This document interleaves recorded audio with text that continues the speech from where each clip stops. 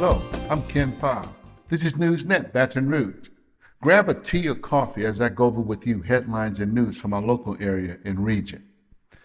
In Opelousas, Louisiana, prosecutors have added hate crime charges against the accused arsonist for his involvement with 3 recent arson fires that destroyed African American churches. 21-year-old Holden Matthews entered a not guilty plea at his court hearing on Monday. The district attorney had previously filed a motion asking that he be denied his request for bail. That DA's motion was granted by the court, which has ordered Holden Matthews be held in jail without bond. 3 African American churches were burned to the ground within a 10-day period, 2 in the city of Opelousas and another one in nearby Port Barre, Louisiana. Holden Matthews happens to be the son of a St. Landry Parish deputy. Matthews was arrested last week on 3 counts of charges for burning down religious buildings, and now 3 additional hate crime charges, 1 for each church burning, were added against him on Monday. Authorities at Monday's hearing also laid out a multiplicity of new evidence that prosecutors say directly tied Matthews to these heinous crimes. In Clinton, Louisiana, officials have identified a deputy sheriff and a Clinton police officer as being involved in a deadly East Feliciana Parish shooting on Friday evening. Authorities are investigating the shooting, in which we now know the weapons of a sheriff deputy and a police officer were fired during a traffic stop around 9:30 p.m. Friday night on Jackson Street in Clinton. The man shot and killed was 28-year-old Myron Flowers. The sheriff deputy involved in the shooting was Cullen Wilson, whom officials say personally knew Mr. Flowers prior to their encounter on Friday night, but it is unclear as to what extent they knew each other. Officials say there was a Clinton police officer involved as well by the name of Richard Baton, who had stopped to assist Deputy Cullen Wilson with the traffic stop and also ended up firing his weapon. Witnesses did report there was an exchange of gunfire, but it has not been determined whether Mr. Flowers himself fired a weapon, though it is alleged he had 2 weapons on his person at the time, one of which was stolen.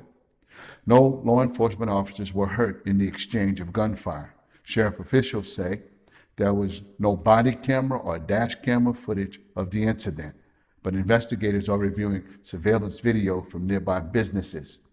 A joint investigation involving the sheriff's office and the state police remains ongoing. As a result of an early Saturday morning shooting in Baton Rouge at an Acadian Thruway bar, 3 people were arrested. Police say Mr. Desmond Hardin, a 37-year-old, and another private security guard were breaking up a fight outside of Peyton's Lounge when a shooting began. Mr. Hardin died from the gunshot injuries he received, and the second guard was only injured but survived. Joseph Butler, 45 years old, was the first to be arrested and charged with first-degree murder and attempted first-degree murder. On Monday afternoon, 2 more suspects, namely Gerald Washington, a 23-year-old, and Gerald Butler, a 44-year-old, were arrested, and both were charged with first-degree murder, attempted first-degree murder, and illegal use of weapons. In more alarming and sad news, the Baton Rouge Police Department is investigating the death of a nurse who died days after being physically attacked by a mental health patient at Baton Rouge General Mid-City location. The female nurse was attacked during the week of April 1st. She was able to finish her shift, but during the attack, a muscle was torn in her leg and she sustained a head injury.